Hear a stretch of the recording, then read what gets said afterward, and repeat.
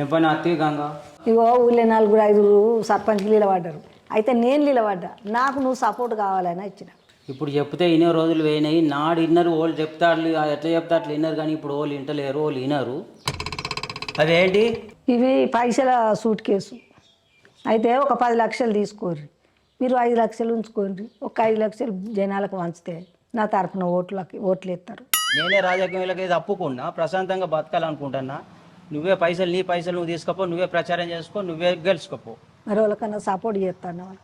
ఒకళ్ళకు చెయ్య, కాదు మరి వాళ్ళకు చేయకపోతే నాకు సపోర్ట్ చేయండి నీకు కూడా చేయ. ప్లీజ్, దండం పెడతా. పో, నీ డబ్బులు నువ్వు తీసుకొని పోయి నువ్వే గెలుచుకో, నువ్వే ప్రచారం చేసుకో. నేను ఒకళ్ళకి సపోర్ట్ చేయ. మరో 25 లక్షలు తీసుకో. అద్దు పైసలు అద్దు పో. నాకు పైసలు ఉన్నాయి, నా దగ్గర నాకు పైసలు తక్కువ ఉన్నాయా? సరే, నీకు 25 లక్షలు ఇచ్చేదేంది, 50 లక్షలు ఇచ్చేదేంది? జనాలకు పంచితే వాళ్ళే నాకు పుల్లు మంది ఓట్లు ఇస్తారు. అమ్మ గంగవ్వ ఎన్ని పైసలు చిమ్మినా కానీ ఆ రాజన్న అసలు లొంగర్రా.